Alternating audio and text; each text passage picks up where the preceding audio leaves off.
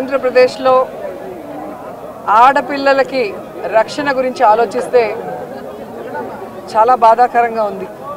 ఎందుకంటే ఎక్కడ చూసినా రేపులు, మర్డర్లు అండ్ ఆడపిల్లల కాలేజీ బాత్రూమ్స్లో హిడెన్ కెమెరాలు పెట్టి ఏ విధంగా పైశాచిక ఆనందం పొందుతున్నారో మనం చూస్తున్నాం. ఈరోజు నేరస్తులకి ఇంత ధైర్యం వచ్చింది అంటే దానికి ఈ ప్రభుత్వం సిగ్గుపడాలి. ఎందుకంటే గతంలో జగన్మోహన్ రెడ్డి గారి ప్రభుత్వంలో ఒక తప్పు జరగాలి అంటే ఎంత భయం ఉండేదో మీకు అందరికీ తెలుసు.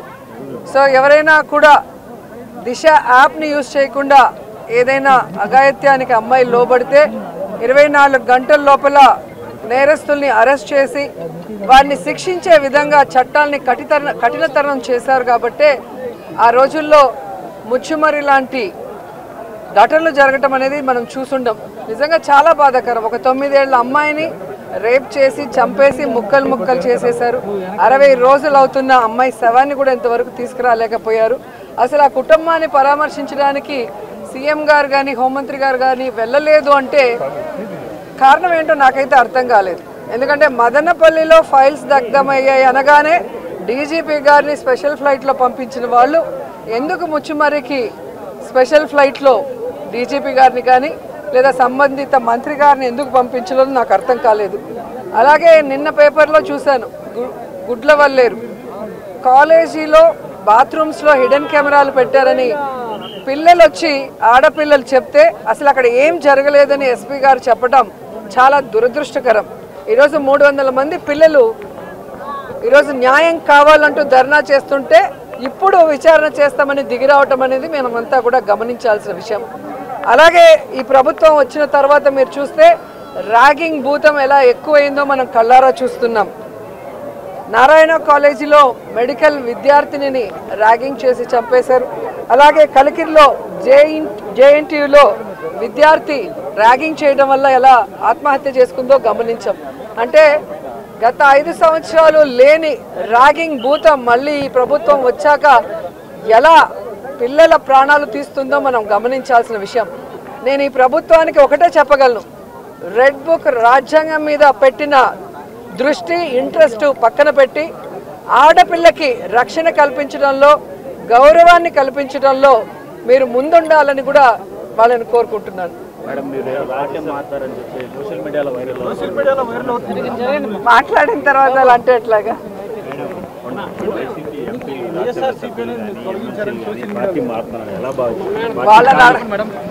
వాళ్ళని అడగాలి సార్, వెళ్తున్న వాళ్ళని అడగాలి. ఇది ఈరోజు కాదు, గతంలో కూడా జగన్మోహన్ రెడ్డి గారి ప్రభుత్వం అపోజిషన్లో ఉన్నప్పుడు 2014 to 19 కూడా ఇలాగ చాలా మంది మారారు. మారిన వాళ్ళు ఏమయ్యారో కూడా మనం కళ్ళారా చూసాం. సో ప్రజల చేత ఒక పార్టీ సిద్ధాంతాలు నచ్చి ఎన్నుకోబడిన పార్టీ సిద్ధాంతాలు నచ్చి ఎన్నుకోబడిన వాళ్ళు, పార్టీ నియమించిన వాళ్ళు ఈరోజు వెళ్ళిపోతుంటే వాళ్ళు ఆలోచించుకోవాలి వాళ్ళు చేస్తుంది కరెక్టా తప్ప అనేది.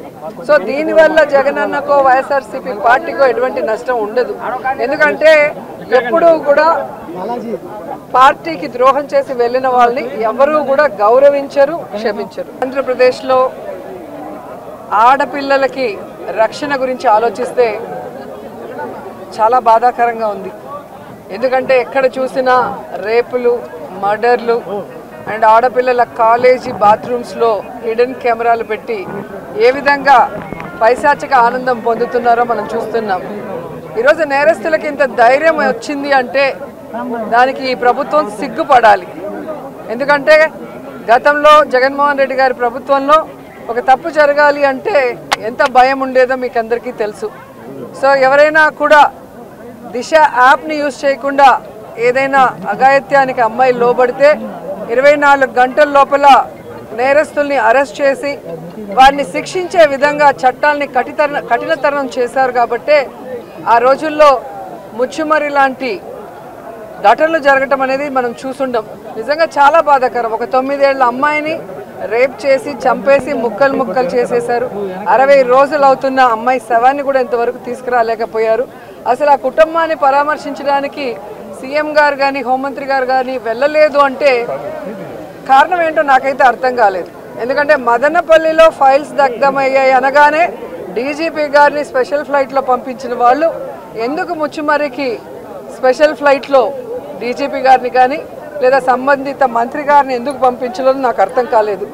అలాగే నిన్న పేపర్లో చూశాను, గుడ్లవల్లేరు కాలేజీలో బాత్రూమ్స్లో హిడెన్ కెమెరాలు పెట్టారని పిల్లలు వచ్చి ఆడపిల్లలు చెప్తే అసలు అక్కడ ఏం జరగలేదని ఎస్పీ గారు చెప్పడం చాలా దురదృష్టకరం.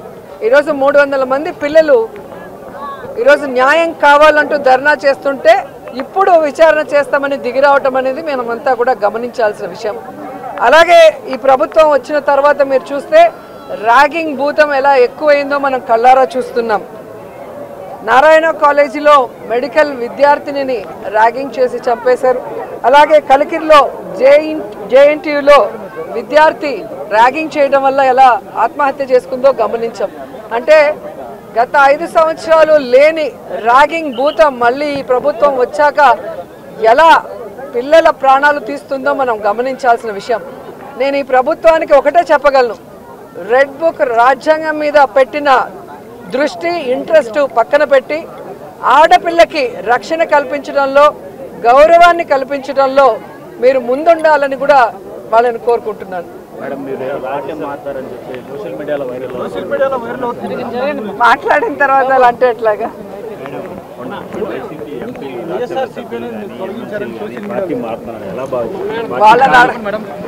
వాళ్ళని అడగాలి సార్, వెళ్తున్న వాళ్ళని అడగాలి. ఇది ఈరోజు కాదు, గతంలో కూడా జగన్మోహన్ రెడ్డి గారి ప్రభుత్వం అపోజిషన్లో ఉన్నప్పుడు 2014 to 19 కూడా ఇలాగ చాలా మంది మారారు.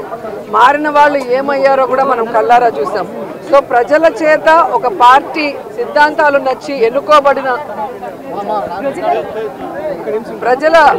పార్టీ సిద్ధాంతాలు నచ్చి ఎన్నుకోబడిన వాళ్ళు, పార్టీ నియమించిన వాళ్ళు ఈరోజు వెళ్ళిపోతుంటే వాళ్ళు ఆలోచించుకోవాలి వాళ్ళు చేస్తుంది కరెక్టా తప్ప అనేది. సో దీనివల్ల జగనన్నకో వైఎస్ఆర్సీపీ పార్టీకో ఎటువంటి నష్టం ఉండదు. ఎందుకంటే ఎప్పుడూ కూడా పార్టీకి ద్రోహం చేసి వెళ్ళిన వాళ్ళని ఎవరూ కూడా గౌరవించరు, క్షమించరు.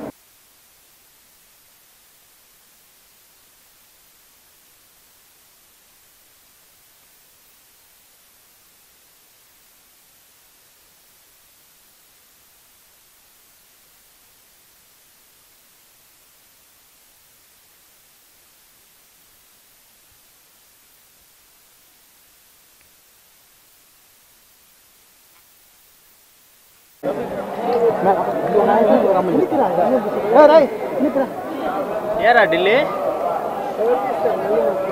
సాక్షి వాళ్ళు నా శ్రీనాథ్ అన్న కొంచెం అటు దిగన్నా వెనకరా ఫోన్ ఎత్తున్నారు కాశీ వెళ్ళిపోతున్నారు.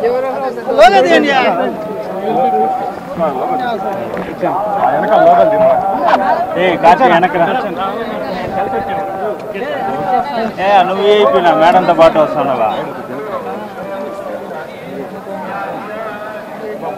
వైరు ఒకటి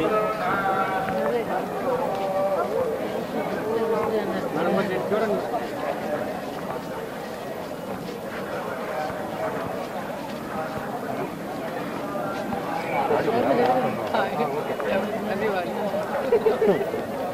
ఓకే మేడం.